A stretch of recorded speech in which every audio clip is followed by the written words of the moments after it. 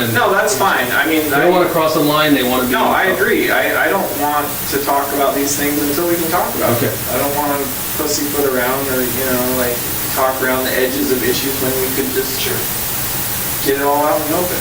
And that's what I've been trying to do. But, apparently I was right in my assumption. So that's good to know. We'll get things moving now. And especially, if they get that letter to them, then there's no doubt in my mind as to what's going on. So. Okay. And we'll talk to them, and they'll shoot that out as soon as they can. And who knows? Maybe you guys will get it even this evening. Israel Keyes was not an ordinary serial killer. He was a meticulous predator who thrived on anonymity and control. Unlike most criminals of his kind, he had no fixed victim type, no consistent method, and no clear motive beyond the thrill of the kill. For years, he traveled undetected, hiding murder kits across the United States and selecting his victims at random. His crimes were not impulsive but methodically planned, spanning multiple states over a decade. Keyes was a man who led a double life. He was a father, a business owner, and a former U.S. Army soldier. Outwardly, he seemed unremarkable, but beneath the surface, he was a calculating murderer who studied serial killers, idolized Ted Bundy, and viewed his victims as nothing more than pawns in a sinister game. His reign of terror ended in 2012, but with his suicide, many of his secrets died with him. The true extent of his crimes remains unknown.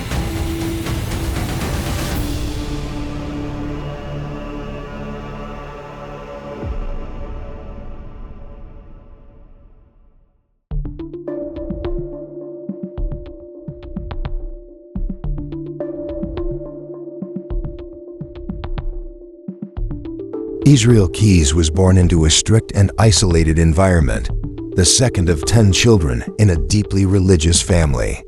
His parents, former members of the LDS Church, moved the family to a remote area in Washington, cutting them off from mainstream society. The Keyes children were homeschooled, forced to live without electricity or running water, and raised with extremist beliefs. Keyes' childhood was far from normal. His family attended a white supremacist Christian sect, and their social circle included convicted criminals like Chevy Kehoe, later responsible for a triple homicide. The isolation, combined with radical teachings, shaped Keyes' dark view of the world. From an early age, Keyes displayed disturbing tendencies. He enjoyed hunting animals but took pleasure in torturing them. In one instance, he tied a cat to a tree and shot it repeatedly, laughing as it suffered. His peers found him unsettling, and even his own parents noticed something was off. By his teenage years, Keyes was already showing signs of a developing predator. He broke into homes for thrill, stole weapons, and experimented with setting fires. Despite these warning signs, he remained under the radar, blending into his small community. At 14, he realized he was different. He admitted to himself that his violent urges were not normal. Instead of seeking help, he chose secrecy. He cut himself off from others and began refining his ability to manipulate those around him. In his late teens, Keyes moved to Oregon, where he committed his first known violent attack.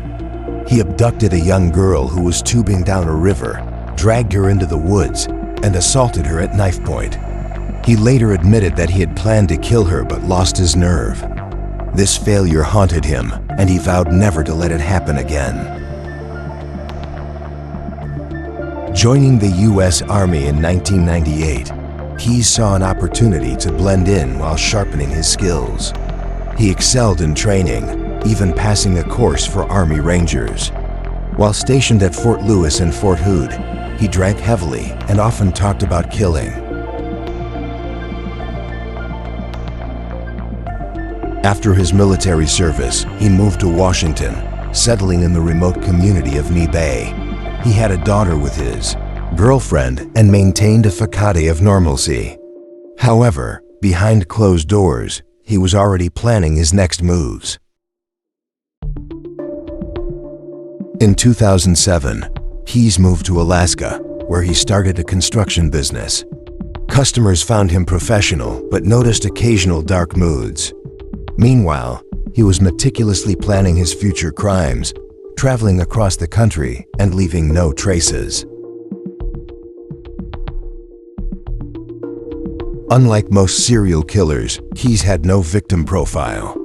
He chose his victims at random to avoid detection, using hidden murder kits he had stashed years in advance. His methods were cold, calculated, and terrifyingly effective.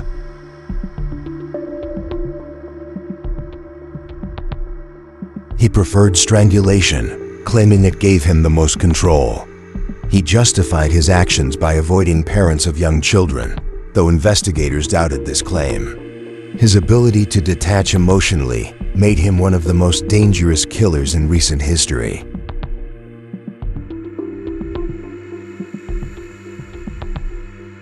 Keyes was a student of serial killers. He admired Ted Bundy and studied criminal profiling extensively. He avoided the mistakes that led to others' arrests, but in the end, his arrogance would be his downfall.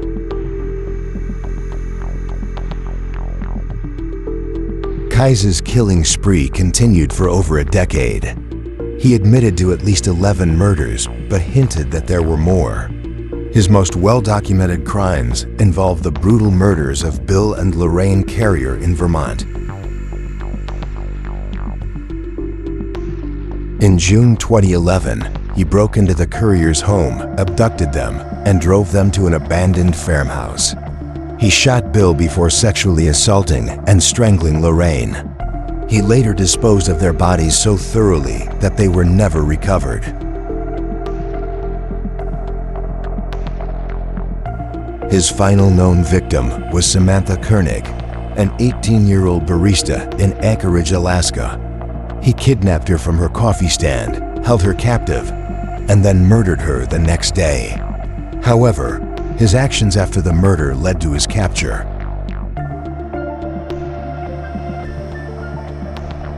Keyes staged a ransom demand using Koenig's debit card, sending a photo to her family to make her appear alive. He withdrew money from multiple AMAs across the country, unaware that authorities were tracking his movements. In March 2012, Keyes was arrested in Texas during a routine traffic stop. Officers found Koenig's ATM card and dyed banknotes from a robbery in his vehicle. He was swiftly extradited to Alaska, where the full scope of his crimes began to unfold.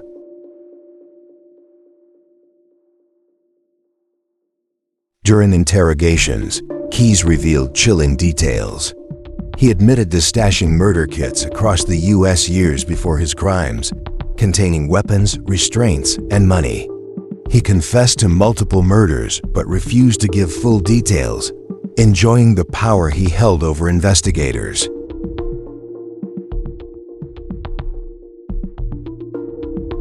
He showed no remorse. He described his murders in a detached, matter-of-fact tone, occasionally laughing when discussing his victims. He saw himself as superior to law enforcement, believing they would never have caught him if not for a minor mistake. In a shocking moment during a court hearing, Keyes attempted to escape. He picked his handcuffs with a wood shaving, but was quickly subdued by officers. The attempt only added to the growing sense of danger surrounding him.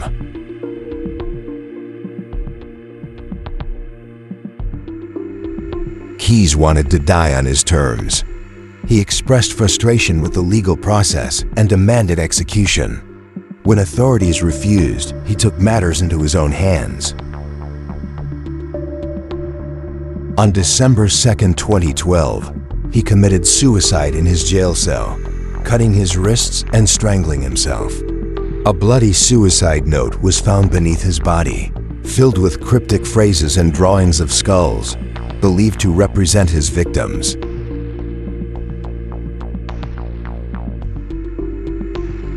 His death left many unanswered questions. Investigators believe he was responsible for far more than the 11 murders he admitted to. With his death, Those secrets died with him, leaving families without closure.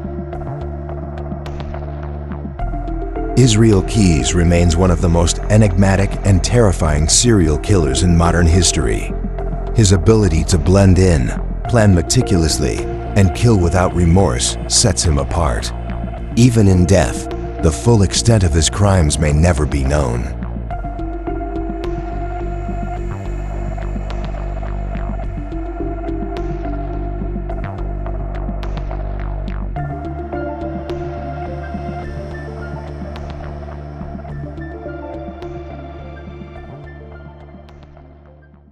Okay, strap in everyone, because today we are going deep into the truly disturbing story of Israel Keyes. Israel Keyes. A serial killer who was so meticulous, so cold-blooded, Yeah. that people compare him to Ted Bundy. It's a good comparison. We're going to try and get into the mind of this guy and understand how he was able to basically operate under the radar for over a decade. And what makes Keyes so fascinating Yeah. and terrifying Right. is that he really doesn't fit the profile of your typical serial killer. Right. He seemed to choose victims randomly. Right. Like most serial killers have a type, right? Right. But Keyes, he was all about their randomness. Yeah, he really liked that. To understand this guy, we're going deep into this biography Okay. called Israel Keyes, The Life and Crimes of a Serial Killer. Right? It's a pretty heavy read. Yeah. It really gets into the nitty-gritty, talking about how he planned these murders years in advance. Even going so far as to stash these murder kits across the country. Oh, like Buried, hidden, tucked away. Wow. like some kind of twisted scavenger hunt. That's creepy. Super creepy. Most serial killers are driven by passion Right. and some kind of internal chaos. But Yeah. that level of premeditation you just talked about with Keyes, Yeah. that sends chills down your spine. That points to a level of control Uh-huh. and planning that's just not typical. It's like he was treating murder like some sort of, Project. yeah, like a meticulously planned project Yeah. and not a crime of passion at all. So how do we unravel this I guy? don't know. Where do we even start? Well, I think to understand a mind like Keyes, Okay. we need to go back to the very beginning. Okay. His childhood was anything but normal. All right, so let's unpack that a little bit. Yeah. The book talks about how he was raised in this very isolated environment, Right. a strict religious family, Oh, wow. no electricity, no running water, homeschooled, Seriously. the whole 9 yards. It's like stepping back in time. Yeah, exactly. Wow. And on top of that, His family was involved with a white supremacist group, oh no. and their social circle even included Chevy Kehoe. Oh gosh, I know that name. Yeah, he was later convicted of a triple homicide. That's right. Makes you wonder, right? Yeah. What kind of impact Maybe. did that have on a young, impressionable mind? You've got to wonder about that. You've got isolation, you've got extremism, you've got violence. It's like a recipe for disaster. It really is. And to top it all off, yeah, you've got early warning signs. there were a lot of them. Like what? Animal cruelty. Oh, of course. Breaking into houses. Really? Setting fires. Right. Not your average childhood hobbies. So not at all. I mean, most kids, You're right. you know, they'll get into a little bit of mischief here and there, but Yeah, but torturing animals especially. Yeah. Huge red flag. oh yeah, Makes you question, why didn't anyone intervene? right. Why weren't these signs taken seriously? It's like everyone around him was choosing to just ignore it. Right. Like they didn't want to see the darkness. Yeah, the darkness brewing beneath the surface. Right. And what's even more disturbing is that Keyes himself knew something was wrong. Yeah. The book says that at 14, he recognized that his urges were not normal. But instead of getting help, Right. he chose to just hide them Hide them. Yeah. to perfect that mask, you know? Yeah. Wow. And not long after that, Yeah. he commits his first known attack. When he was 14. He was 18. Oh, okay. And he abducts this young girl, Oh, gosh. assaults her at knife point. Wow. And it's scary how close he came to actually killing her right then and there. It's like a practice run. I know. That incident seems to have been like a wake-up call for him, Yeah. but in a really twisted way. Totally. Like, he realized that he needed to be more careful, Uh-huh. more calculated, if he wanted to avoid getting caught, If he wanted to keep doing this, it's like he used that experience to refine his approach. to become even more meticulous. Exactly. And then that's when he decides to join the army. The army. Yeah. Wow, that's an interesting choice. It's like On the surface, right. Yeah. It seems like a really surprising choice. I would think so, yeah. But maybe he saw it as a way to blend in, to hone his skills. Right. All while still harboring these incredibly dark thoughts. Learning to control himself even more. Right. And the irony is, he excelled in the military. Really? Oh, yeah. He was disciplined, focused. He even passed this really intense course to become an Army Ranger. He was learning skills that would later help him commit his crimes. Yeah, it's a crazy foreshadowing. Wow. But it all feeds into this persona that he cultivates later on. Okay. He becomes this construction business owner, Uh-huh. a seemingly normal dad. Right. He's got the perfect mask. A mask of normalcy, Yeah. hiding in plain sight the whole time. And all while meticulously plotting these crimes. It's incredible how calculated he was. And the way he went about it, no victim profile. Oh, that's right. Murder kits stashed all over the country. Gosh. This deliberate randomness. He was playing chess. And everyone else was playing checkers. He was always 10 steps ahead. Wow. Always planning for every contingency. And that's what made him so difficult to catch. Exactly. So smart. Right, he was proud of it. You can just tell. Oh, yeah, you can totally tell. He really was, but there's one thing that stood out to me from the book. Yeah. It was his preference for strangulation. Hmm. It wasn't about the blood or anything like that. For him, it was all about control. Oh, interesting. It wasn't some frenzied, passionate act. It was calculated. Wow. Deliberate strangulation allowed him to basically just exert complete dominance. Total control over his victims. Yeah. And then there's this whole thing about this supposed rule Oh, yeah. about avoiding the parents of young children. He didn't want to kill parents of young children. Right. Like, it's almost as if he was trying to establish... Like a warped sense of morality. Yeah, like, I'm a monster, Right. but I have standards. Right. I have morals. But even the investigators were skeptical. Really? They couldn't figure out if it was a genuine rule that he actually followed Okay. or if it was just another manipulation tactic. Right. Another layer of the mask. Exactly. It's impossible to know for sure. It really is. It just adds another layer of complexity onto yeah. this already complex puzzle. To this very complex guy. And then there's the emotional detachment. To attachment. Yeah, this book really emphasizes Yeah. how Keyes could compartmentalize his life. Oh, so he could be a loving father one minute Yes. and then a cold-blooded killer the next. It's like he had this switch he could flip. Separate rooms in his mind. Yeah, one for family Like one for work. and a hidden one. Yeah, a hidden For all his dark deeds. And he could move between them seamlessly. Never letting the darkness spill over. Yeah, and that's what made him so dangerous. And so difficult to profile. He didn't fit the mold. He was a chameleon. Right, adapting to any situation. And we can't forget Oh, yeah. about his fascination with other serial killers. Especially Ted Bundy. Ted Bundy, yeah. He wasn't just committing these crimes. He was studying them. He was researching. He was learning about them. So he was a student of death. Yes. Obsessed with understanding the psychology. The murder. Yeah. And the methods. And the mistakes. The mistakes that other people had made. He was learning from the mistakes of others. He was, and he was making himself harder to catch. So not only was he meticulous, Oh, yeah. but he was actively learning. Refining his techniques. Like he was taking a master class in evil. It's crazy. And you can see all of that Oh, yeah. reflected in the courier murders. Totally. The break-in, the abduction. Calculated brutality. The way he disposed of the Dotties. So meticulous. It was like he was following a textbook. I know. A textbook he'd written himself. And to think, all while he was running his construction business, Right. raising his daughter, he was orchestrating these horrific acts. I know. The duality is mind-boggling. It really is. Like a real-life Jekyll and Hyde story, I know.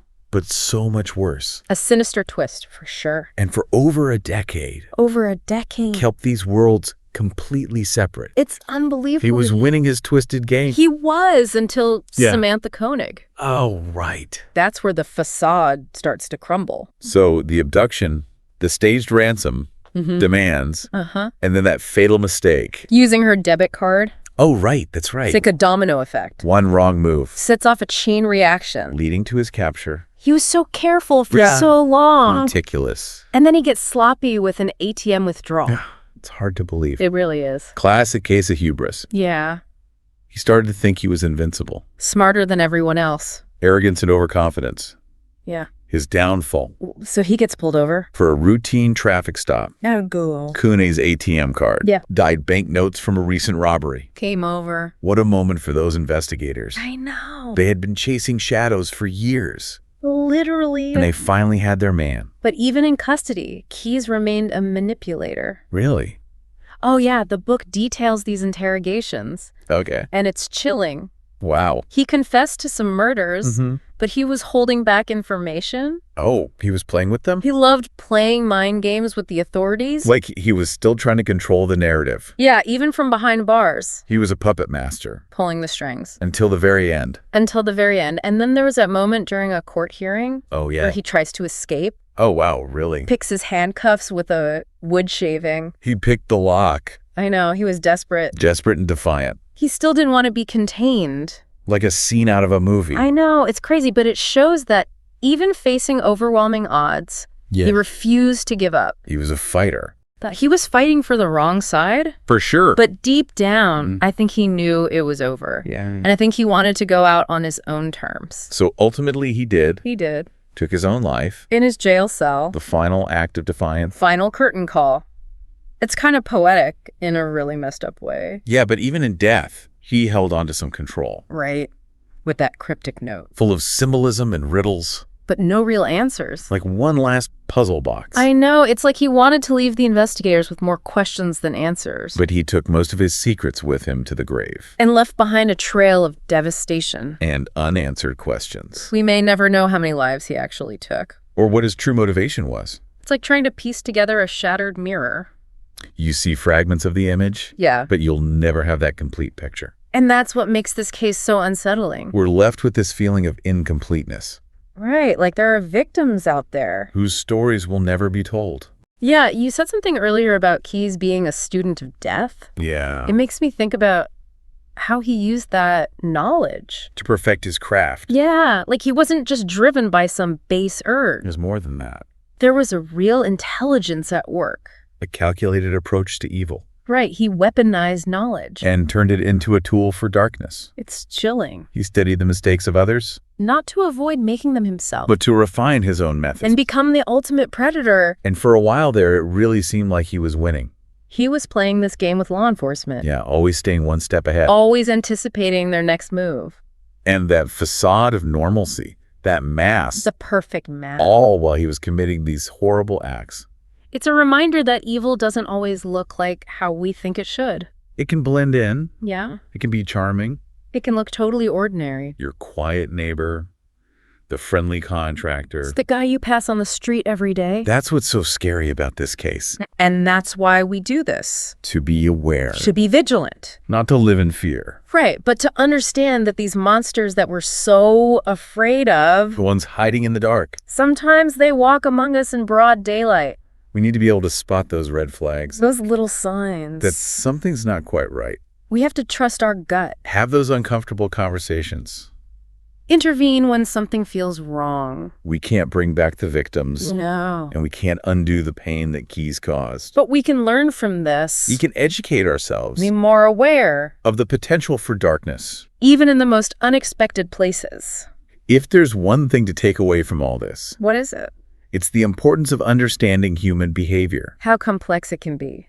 Evil doesn't always announce itself. It can be so subtle. What's so insidious? And it can be hiding right under our noses. You really never know. Well, that about wraps up our deep dive into the mind of Israel Keyes. Definitely a disturbing one. And I'm left with this thought. How can we, in our own lives, be more vigilant Against the forces of darkness. that are out there in our world? That's the question. It's a question worth thinking about. Absolutely. It's a responsibility that we all share. It really is. Because sometimes the most important battles Aren't fought with weapons, but with awareness with compassion, and a willingness to see the darkness, even when it's hiding. even when it's hiding in plain sight.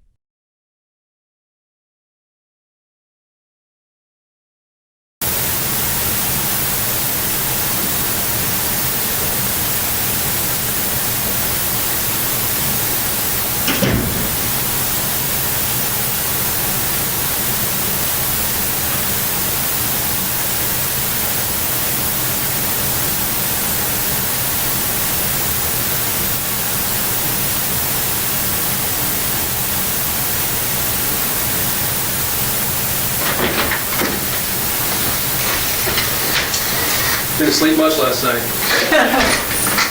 No, not that. These are a good workout, apparently. I had muscles sore this morning I didn't even know I had. Really?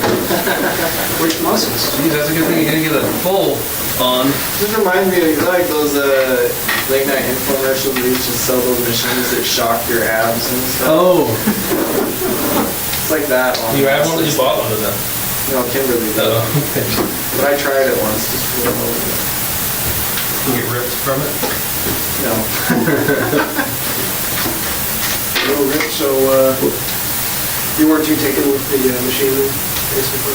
No, all the ab Yeah. shocker things, and those things are like freaking fingernails on a chalkboard. I'd be sick of some of these. Okay, well, Israel, we're run through the same stuff that we do every time. We're running tape here just so we make sure we get all the facts straight. So. All right. And I just want to confirm, we didn't interrupt a meeting with your attorney when we picked you up here No. in court today, right? Or at the jail today, I'm sorry. Right? No. Okay. And you're here voluntarily, right? Yes. Okay. You understand that we can't talk about anything to do with the case involving Samantha Koenig. If you do start talking about that stuff, then we'll have to stop the interview and we'll have to take you back to the jail. You understand that? Yes. Okay. Going to run through your Miranda rights here. I know we've been through them before, but we'll run through them one more time. Before we ask any questions, you must understand your rights. You have the right to remain silent. Anything you say can be used against you in court. You have the right to talk to a lawyer for advice before we ask you questions. You have the right to have a lawyer with you during questioning. If you cannot afford a lawyer, one will be appointed for you before any questioning if you wish. If you decide to answer questions now without a lawyer present, you have the right to stop answering at any time. Do you understand these rights as I've explained them to you? Yes. And with that explanation in mind, are you willing to waive your rights and speak with us today? Yes. One other thing, you've got standby counsel appointed in this particular matter. I believe it's Rich Kirtner.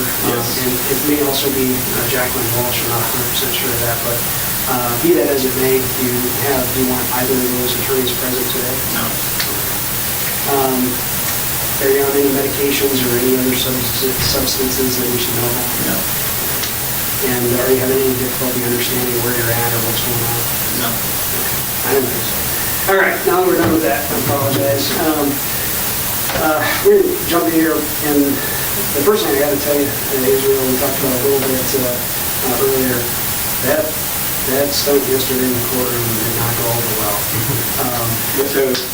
Well, with a lot of folks, not the least of which were the prosecutors. And that was the delay, actually, getting in here is we knew you had some legal questions, and so we reached out for them to say, hey, Israel says he's got some questions. Are you guys available to speak to him?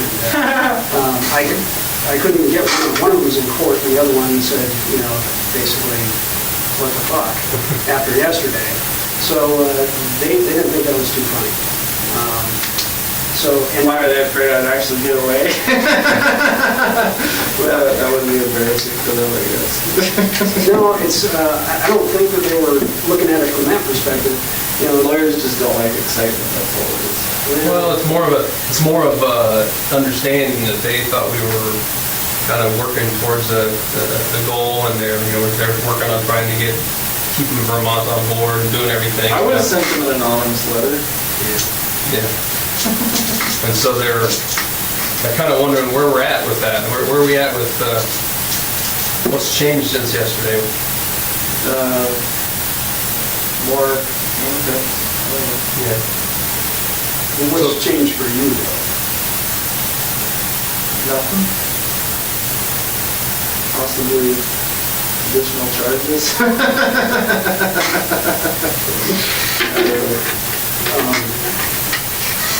Well, I don't understand why it surprises me that they would take it up personally at all. It really didn't have anything to do with them.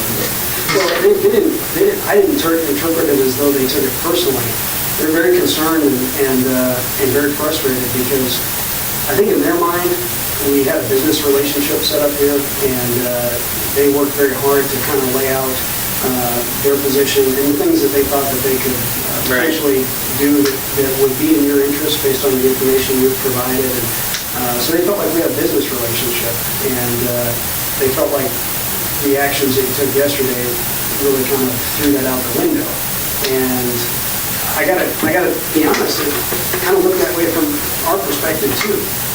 Oh, I disagree. I mean, honestly, and I know we can't go too far back into some of the original interviews that I had with them, but by their own words yesterday in their opening statement to the judge in court, I feel like they have not been honest with me about what my bottom line has been throughout all this, and that's what I wanted to talk to them about. So I'm not going to take it out on you guys, but I do have some serious issues right now. There's some sort of obvious communication breakdown over the entirety of this whole situation, and it's easy to sit there and say on the recording, we're not here to talk about the Koenig case, but the fact of the matter is that they're the same people that I talked to about that originally. So you understand my position on that. So I understand I'm not allowed to talk to that, and I've respected their wishes about not talking to them about that either without my attorney present, but I have some serious frustrations right now regarding matters related to that. So that's as far as that's concerned, and I don't think it's something that can't be worked out. I've been trying to work it out from my end, but apparently there's only so much I can do. So that's what I wanted to speak to them about, and not in a matter of any specifics regarding any other case, just like general topics. Like I say, it's the topics that were discussed in open court yesterday. So it's that's a frustration to me right now that they won't talk to me about those topics, but it's okay to talk about it in open court. That's I'm not buying that, so that's okay. Well, there are different rules for what can be done in open court, because your attorneys are present, the judge is present, and when we're having discussions over here, we've got to adhere to a different set of rules. Right, because you have me sequestered away from. Right, I understand that, and I've been working on that as much as I can from my end. But there really is just like a couple very simple questions I have to ask them, and I need to get a straight answer from somebody before I can move forward on it, because I'm not getting a straight answer on my end. So you think they might be able to provide you with some yes, I general questions about not even questions related to the case, just And are you talking about the hearing yesterday afternoon or the hearing yesterday morning? Yes. Well, let's see. You had two. Yeah, it did. Let's see. First hearing. No, it was pretty much strictly related to the afternoon hearing. How about if you can give me the general question, we might be able to make a phone call and see if they can. Well, okay. My position has been, and I made no secret about this. My position has been that I want to talk to them about the Koenig case and find out, where we stand with that. But you know we can't do that, and they can't do that right now without. Right. No, I understand that. But so we don't want to talk about the Koenig. The impression that I spoke to him before, and he gave me the impression that he was open to that, but only if my attorneys were present. And I said, okay, fine. I'll talk to him. We'll set it up. That was a month ago. So there's communication. Oh, I see. That's all I can say about it, because they're not here, to state their case, their side of the story. But I do know what they've been telling me, and so he made it clear that, at least at that time, that he was open to that suggestion that I had, and I'm assured that. I guess it just comes down to I don't know who to believe right now. There's a hitch in the communication somewhere. No, that's fair. And honestly, I wasn't that concerned about it until yesterday, and I heard some of the things that were said in court, and Some of the things that were said by the prosecution. or the prosecution. I think it was Russo. But yeah, he was, from what he said, I was not at all happy with and actually I had heard a day or two before that hearing that was what was going on, and I had no idea, and then to hear it confirmed in court like that was kind of just, was frustrating to me, so, and honestly, I'm not gonna get all in a tizzy about it until we can at least talk about it and find out what is going on. It's not that I'm not willing to accept people's explanations for what's going on. It's just that no one's giving me an explanation. Well, I guess my thought on that is we've tried to do that, and we'll continue to try to do that, but just keep in mind that all of us are, we're bound by the rules that are set down for us. Yes. And in some cases, the rules will be more restrictive than usual, and that's kind of what's going on here, to be perfectly honest. Because of its high profile. Well, yeah, there's that, and then sometimes there's just additional rules that we have to live by, and like the standby counsel thing, frankly, is kind of unusual. We don't run into that very often. Right. And there are some other things, and I'm not going to get into it because it's kind of legal stuff, and it's not really my strong suit, but just keep in mind that the attorneys are juggling more things than they normally would. Right. And there are things I think that we would all like to be able to talk with you about, but we just haven't had that opportunity yet. Right, and that's my concern. Are these questions that you have for the attorneys, questions under the conditions that we have to speak about? Are these questions that they're going to be able to answer, or are they just going to tell you, we can't talk to you about that because it's not related? There are questions they're probably not going to want to answer unless I have... Okay. So it's not something that they can even answer in this environment right now? Not right here, right now. But I would like reconfirmation on the previous statement that Feldes had told me. I mean, he gave me that statement in an interview that was, with just me, and I don't know if he was saying it as an official response or if he was just saying it to placate me, but he did say he was willing to do that, have a meeting with me and whoever, whatever counsel was required so that we could discuss things openly, and it hasn't happened. Well, and you think that, and you think we're on this side stalling that? I don't know who's stalling. Somebody's stalling it. Okay. That's all I can say for sure. And it's not me. One thing we can tell you is neither Kevin nor Frank are the kind of guys that are going to tell you something just to shine you on. So I haven't got that impression. No, they're not. And so if they told you something, it is something that they believe can be done. And I don't always understand all the reasons why things work exactly the way they do in the legal system, but they're not going to bullshit you. It's just not their style.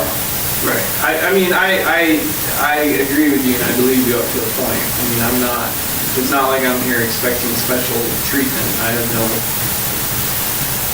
have no doubts about what my part is in all this. I'm just saying that, from what I've seen and from what my dealings are with them so far, I'm more inclined to put my faith in the things I've heard from them than from certain other people. So, well, you know that they have gone through what they're trying to work out, and what I think they have worked out with Vermont is unheard of too. I think they right. Well, I mean, and we were prepared to come in and talk to you about that today, and I just the lawyers are just. They're just not sure where we stand now because of yesterday. They want some assurance that we're still kind of going on. Well, that is a good point. I hadn't even thought of it in that light, that now that it's on the news, people there are going to read it too. So. Well, and that's the difficulty that they're having. They've been conference calls talking to them saying, I thought this guy was, I thought he's on board. And so frankly, that's why we went through this trouble today to meet with you today, to just kind of so we could give them a feel for how things are and where we stand and what we can tell them where we stand. And this was just, Yeah, well, I mean, I know it's going to be hard for anybody to accept, but especially them, I would imagine. That didn't really have anything to do with our arrangement. And if I don't From my think it's- perspective, Yeah. so. Okay, but I mean, I don't think it's something that they can't work past. They've worked through some pretty miracle stuff right now, so I think this is something they can probably, they want some assurance that we're going to be able to go back down that same road that we were on. And we've made a major turn. I don't imagine this will stay strictly between you and me and people in this room, but I believe the people in this room know me well enough now to know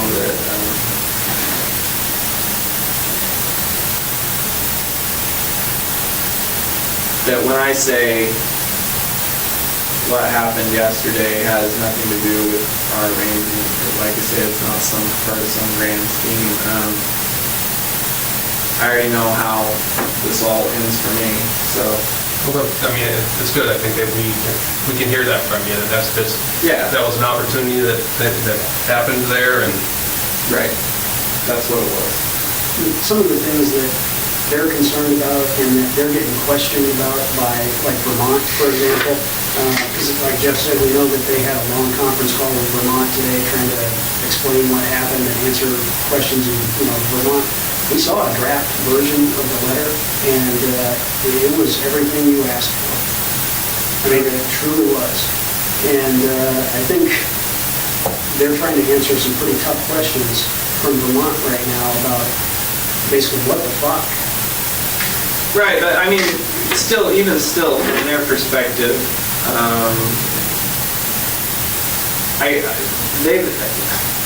I mean, come on, let's face it. Yeah, what happened yesterday? Ooh, I'm a bad guy. I tried to escape, but let's be honest. Nobody really thought I was a good guy before that, so it's not like being escaping suddenly makes me untrustworthy. I was kind of untrustworthy before that, so. At least you have the perspective of, have an unrealistic perspective of. Yeah, I'm not, and obviously, I think you probably especially know that I'm not going to get another opportunity like that, at least not within my lifetime. So, I mean, I don't know. I don't know what to tell them. All I can say is that, I mean, nothing's changed as far as my day-to-day and my reality, it's still the same. You still envision a way where we can get to meet both of our goals, where we can get what we want out of this? I think so, but like I say, after yesterday, I had some frustrations of my own, so that was kind of the catalyst that, So what you're saying is there's a couple things you need cleared up from them. I do, yeah, and and honestly, like we've talked about before, like all this other stuff, this like little bargaining chips, whatever you want to call it, that is all one thing, but everybody knows what my bottom line concern is in all this, that I wanted this all wrapped up as quickly as possible, and like I said, I was in open court yesterday, and it's obviously not happening. So that's, and I'm, it's not that, like I said, it's not that I'm pointing the finger, placing blame on anyone. I haven't even had an explanation of why things are the way they are. So how do I know whose fault it is, or if it's anyone's fault? I don't even know that. So. But that doesn't mean it didn't, kind of. Because I remember all the interviews we've had. I remember what was said since day one, and my perspective hasn't changed from doing that. Yeah, granted, we've talked about a lot more things since then, but those are all things that I already had in my head before. Just because they're out on the table now, that doesn't change anything of what I wanted originally, what we talked about originally. So it's all still the same issue. So. Anyway, that's okay. So good. So all that being said, where can we go from here? I don't know. I don't know that we can go anywhere until I get some straight answers on, what I was just talking about. Because really that has been my bottom line all along, and I won't be a bit surprised. I think I know what's going on, but I need confirmation before I decide to take the next step or steps, whatever it takes to. And I don't know specifically what you're talking about, but I mean, it's very possible that it's something, whatever your questions are, that they may not be able to answer them because. Right, for other reasons. Yeah. No, I understand that. I mean, I know there's, regardless of how unusual this situation is, that doesn't mean we can make it even more unusual. I mean, I know they still have guidelines and rules they have to follow. I'm not expecting all the answers. Nobody wants to cross the line that we've been told by a judge can't be crossed. And right. They can't do that. Nobody can. And so. Yeah. No. I know. I mean, all I can tell you is you're going to have to use your judgment on the information that you're getting and see if you can. No, that's what I'm trying to do, but.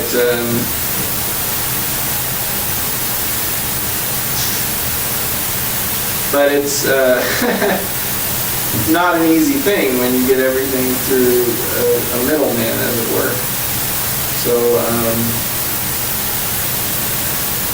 like I say, I don't know who to blame on right now. I'm pretty sure I know, but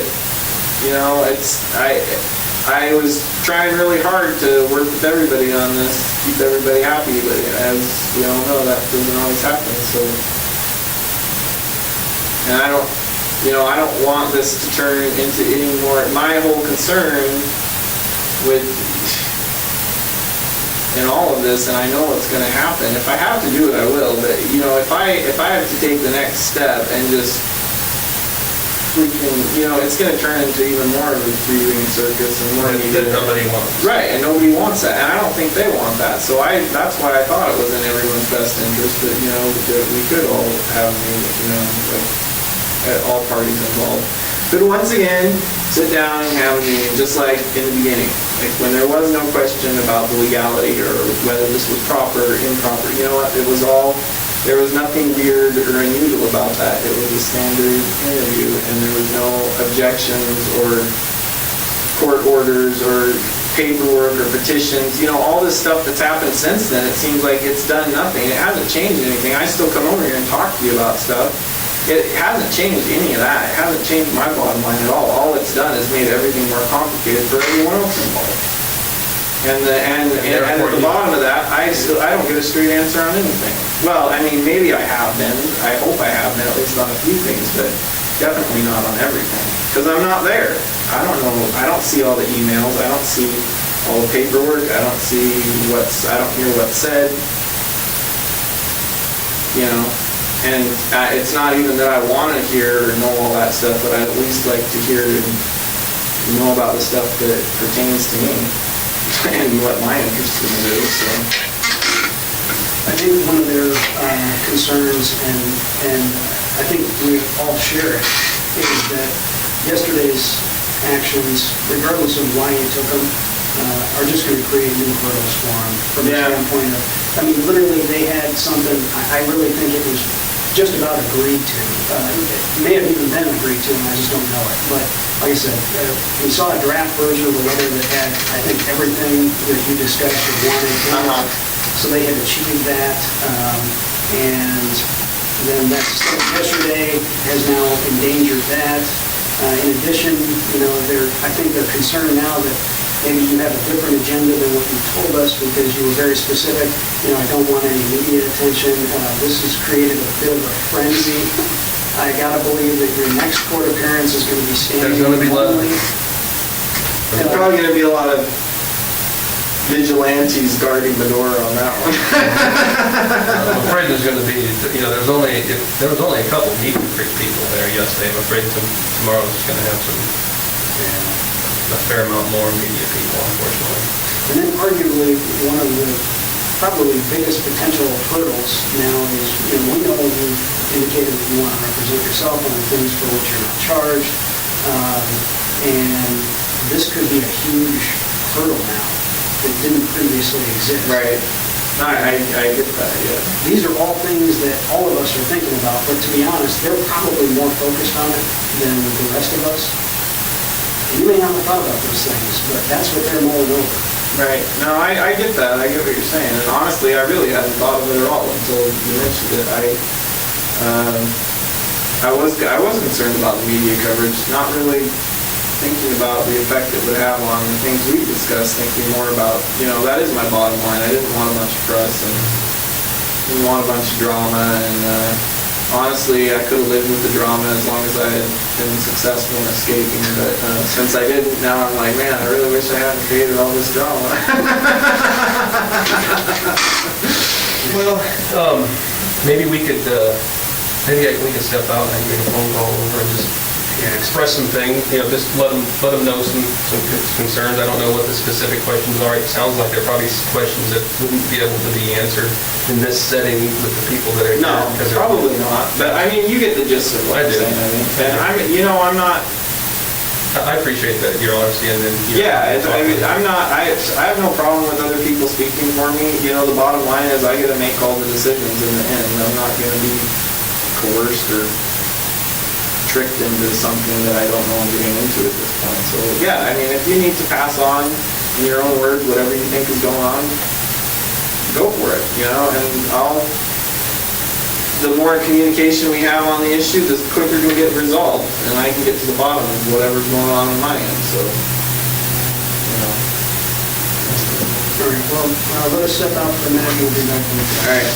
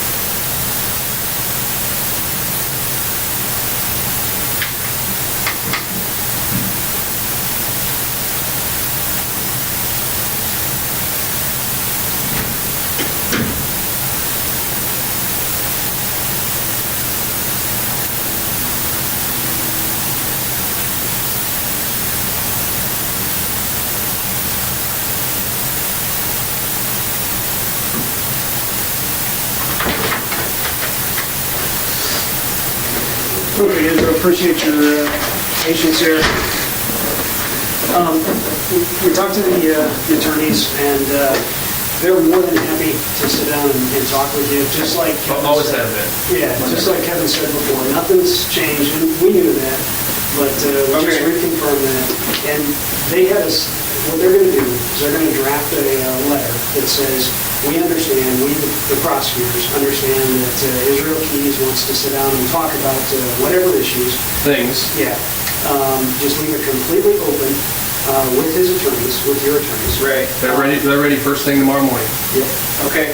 And they're going to send that to your attorneys, and you should get a copy. They're going to of it as CC a well. copy to you so you know that it was sent. All right. Good. And Well, my attorney should show up tonight, so that's good to know.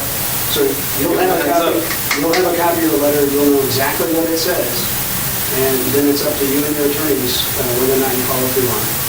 All right. Well, that would be much better than a shot in the dark. Yep. And they're not doing this to blow you off here today. It's just they're concerned that you're going to ask questions. I kind of told them what was going on, and No, that's fine. I mean, they don't want to cross the line. They want to be. No, I agree. I don't want to talk about these things until we can talk about Okay. it. I don't want to pussyfoot around or, like talk around the edges of issues when we could just get it all out in the open. And that's what I've been trying to do. But, apparently I was right in my assumption. So that's good to know. We'll get things moving now. And especially, if they get that letter to them then there's no doubt in my mind as to what's going on. So. Okay. And we'll talk to them, and they'll shoot that out as soon as they can. And who knows? Maybe you guys will get it even this evening. Yeah, and then, I don't know, have you guys heard what time I have court tomorrow? I think it's at 2 o'clock. Yeah, I think it is. All right, good. So there's plenty of time. Yeah, all right, well, All right. it's good to know.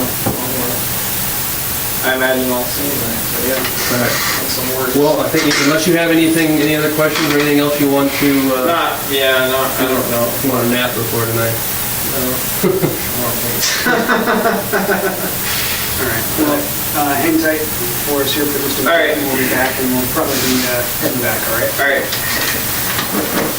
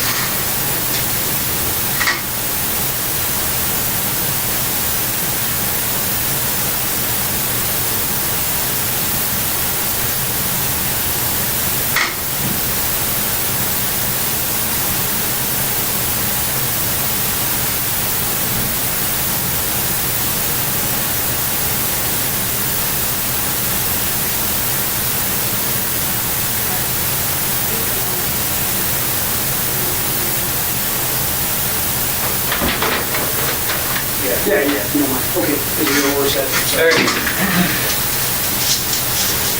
Moving is even more of a process now.